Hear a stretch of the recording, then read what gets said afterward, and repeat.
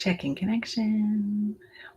Hello, everybody, and welcome to the PT on ICE Daily Show. My name is Christina Prevett. I am one of the lead faculty within our pelvic health division.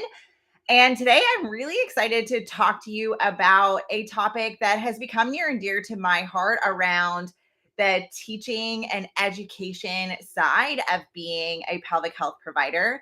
And that is around some of the considerations if you want to consider or think about diving into male pelvic health as a female provider.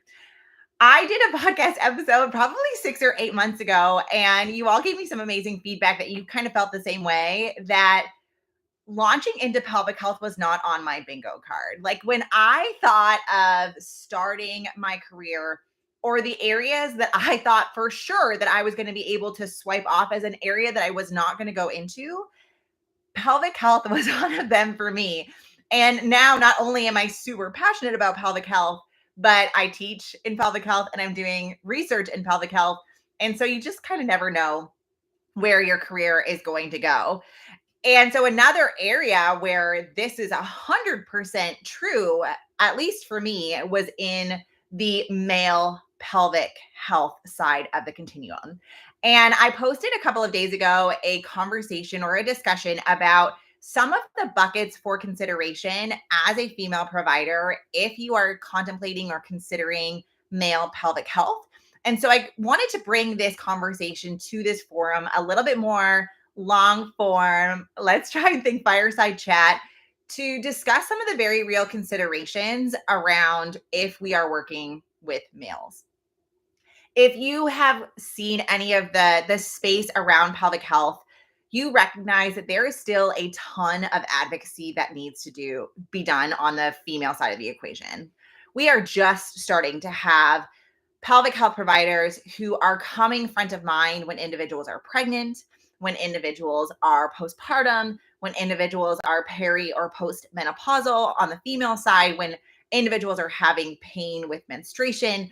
We are just starting to come alongside a lot of our obstetrical providers.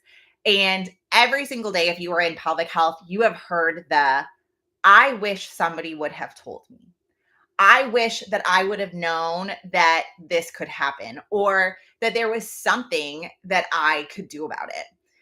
And while in general, we are very behind in women's health and in female pelvic health, what we tend to see or skew towards on the female side is that women tend to be a bit more open and forthcoming about seeking care. And that means that they are oftentimes more open to having conversations sometimes around kind of very, touchy and vulnerable topics. And males have pelvises too, and males have pelvic floors as well.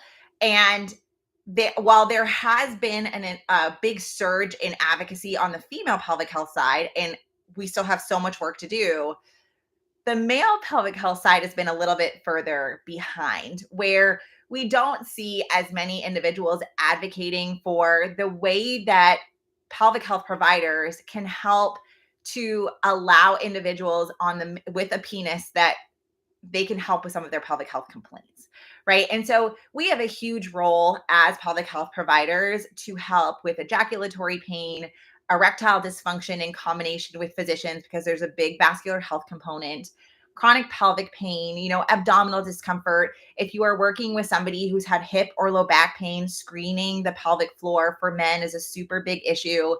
Hernias, hemorrhoids, and flatulence, constipation are all big issues in the male pelvic health space.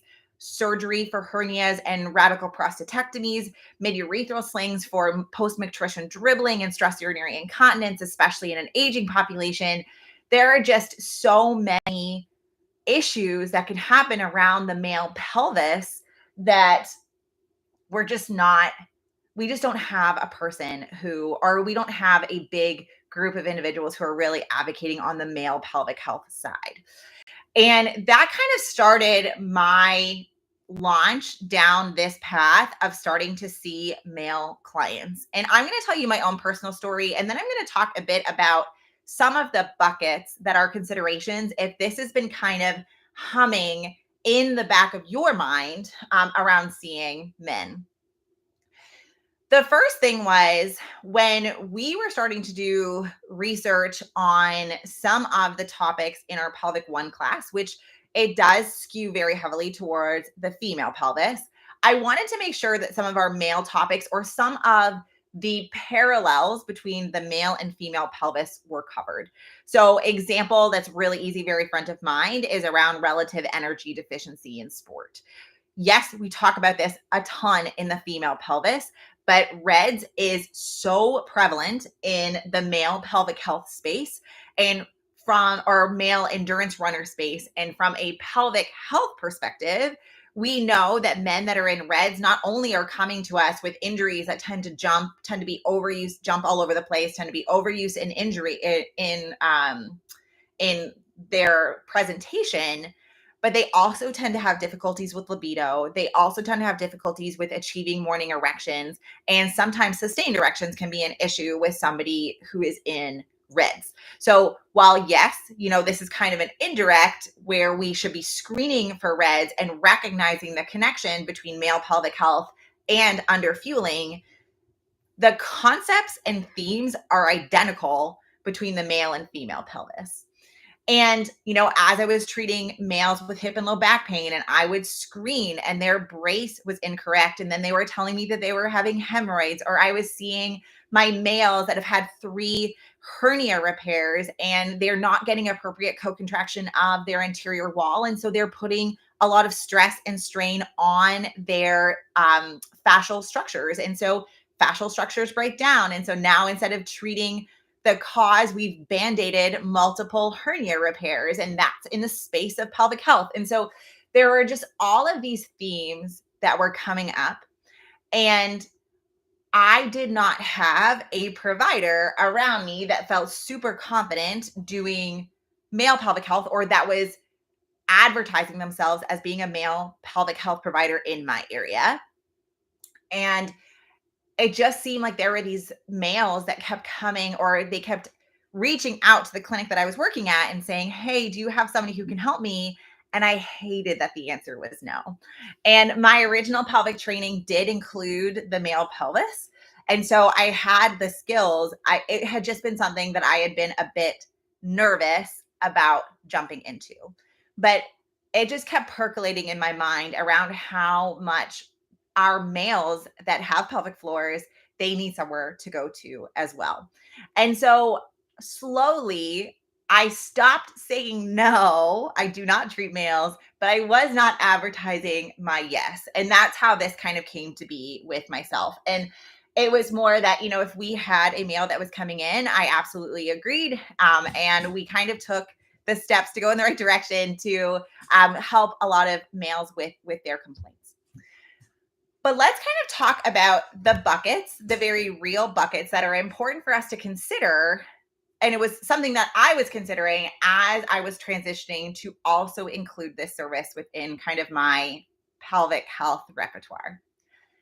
The first one for me, outside of the fact that I had a very strong pull that just like our females need help in the pelvic health space, and they need a provider that they can feel comfortable with to talk about things that are really uncomfortable to talk about in general. The safety piece is obviously front of mind.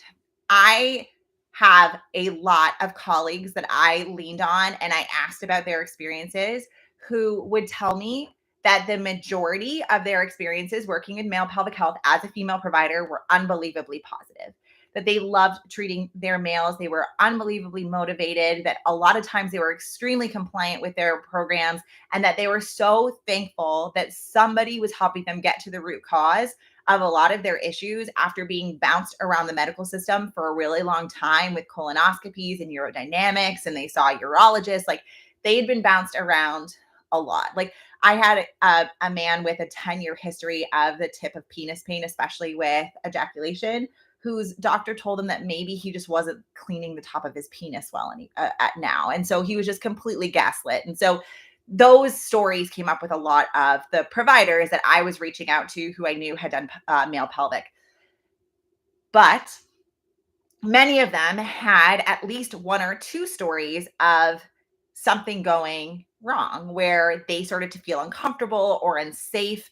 And I had even had individuals who would say to me, I used to treat males, but I told my boss once that I felt uncomfortable treating this particular person. And they told me that I just basically had to suck it up and do it anyway, which is a whole other ethical issue. But these stories are there. And it's really unfortunate that, the vast majority of your experience can be very, very positive, but if you have one or two of those experiences, it can be very unsettling. It can be very difficult to put yourself into those situations again. And it can make you really turn away from treating in this patient population. And so for me, considering the safety piece, right? I always have, and now I am treating in a place where there are other providers around me all the time, right? I had my own clinic, and so sometimes I was the only clinician treating. I also have male providers who are around me that give me an extra sense of safety. And I have safety considerations in place when I am seeing a person, especially for the first time, including having a message written out to my male providers. They know when I am seeing a new colleague, I always ask when we're doing any of the internal work, would you like another person in the room?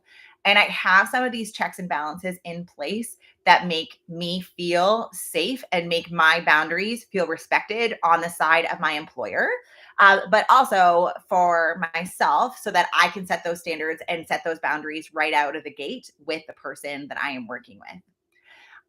When I was writing about this on Instagram, there were people who were saying, like, I used to treat males, but now I'm mobile in a person's home and I don't feel safe anymore. And 1000%, that would be personally me as well. If I was going into someone's home, that's already a very intimate thing. Going into a person's home that I've never met before and going into a very vulnerable place of the body, that would definitely be a cause for concern for me, and something that I would be considering, or potentially avoiding. So that safety piece is really important. I have also started, like, I have a spiel at the very beginning when I'm working with a male client that sets my standard right at the very beginning, right? This is a very sensitive part of the body, just like I need you to give me a consent, and consent can be given and consent can be taken away. We also talk about boundaries around touching very vulnerable aspects of a male body, what we are expecting of a risk, where your penis is and taking control of your own genitals and things like that, that just allow us to set the boundary at the very beginning. And we can kind of go from there. And then if I do not feel comfortable doing the internal does not happen, period. And so there are some safety considerations and boundaries and buoys that I have put in place that for me, I feel very good about, and made it easier to transition into this space. I recognize as well that some of the other components of this are around what is necessary from an education perspective. Like, do I need to be taking a bunch of other courses to be able to treat male pelvic health complaints? And the answer to that can be a yes or a no from a legalities or CEU or course registration type of perspective. The answer is very vague. Pelvic health tends to be bucketed in together. And if you have your entry levels and have taught the skill of the intervaginal interrectal exam, then technically that can go for both pelvises. And other people really do want additional courses where they are specifically speaking to the male anatomy and making themselves more comfortable entering into those types of assessments, evaluations, and treatments, for the male pelvis.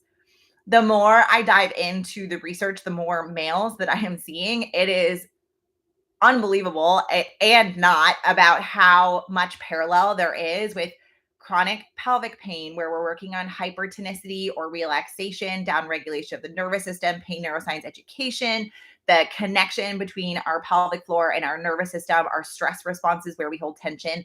Many of the things that I am speaking to with females with pelvic pain, I'm also speaking to our males with erectile function. We are talking a lot around the functions of the pelvic floor, but we're also zooming out a lot around health promotion and how much vascular function is such an important part of maintaining an erection. Like a lot of those health promotion things that we are oftentimes talking to individuals with pro-inflammatory states like PCOS, endometriosis, and fibroids around coming alongside medicine and medical treatment for things like PCOS or erectile dysfunction, and then also looping in that health promotion piece, not only for the chief complaint that they are coming in for, but also the overall health of the person that we are working with.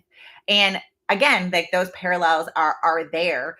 And so you also know a lot more than you think you do, especially if there's nobody around you that is treating male pelvic. You are going to be able to help people understand their anatomy, understand what is happening with them, and having that space to allow them to give you their story and understand and, you know, believe them is going to be an unbelievably positive experience for them. And then finally, a lot of individuals, there are aspects of culture, religion, and other belief systems that may be a bit of a hurdle with respect to, you know, wanting to engage in male pelvic health. And that is completely a personal discussion and something that is a reflection of your own thoughts, beliefs. And nobody is telling you that believing one way or the other is right or wrong. That is a very personal decision and one that you will make on your own. And so, from all of this, I think it's just such an incredible discussion to think about pelvic health as a female provider. There are safety considerations. There's also educational considerations. Like, where does this education come from? Almost all of the students that I have spoken to around their introduction to pelvic health have been almost entirely focused on female pelvic health. Is this part of our competencies in our education, male and female pelvic health? Because if we're interacting with somebody with hip or low back pain, we wouldn't just exclude one muscle group that's really important for force production and capacity to move our limbs and create spinal stiffness and generate power. Like so many things that are responsible for low back pain have influences in the pelvic floor and vice versa. And so there's so much discussion that still needs to happen around the way that we inform individuals about pelvic health, our advocacy on the male pelvic health side, our education as providers. And one podcast is not going to be able to really dive into all of these things, but I think it's important for us to recognize and, you know, kind of have conversations with ourselves around, you know, if we want to come into this space, what are the steps that we need to take in order for us to be comfortable? And just kind of diving right in. So I hope you all found that helpful. Again, Christina of 2018 would not have said I'm doing male pelvic health. But Christina of 2024 is really enjoying this part of our practice. And that is just how we grow as clinicians and how, even age creates more comfort with certain positions or certain patient populations and physicians to be able to outreach and have conversations with them about our role. And so it's just really neat to see, you know, some of the changes that we're seeing in pelvic health and then also my own practice and reflect on where I'm at as a provider. So I hope you found this helpful. We will talk to you all in a couple of weeks. If you are looking to get on board especially our level 2, we dive into a lot more male pelvic health concepts around fertility, around bowel health, dysfunction, sexual health. So if you have taken our level 1 course, our next level 1 course does not start until January of 2025, but our next level 2 course starts October 12th. And if you're getting on the road with us, I'm in Gales Ferry, Connecticut this week. I am in Reno, Nevada, October 25th, 26th. And Alexis is heading to Wyoming Virginia, October 5th and 6th. So hopefully you will see us on the road before the end of 2024. If not, let's get you planned to come and see us in 2025. Have a wonderful week, everybody, and we will talk to you all soon.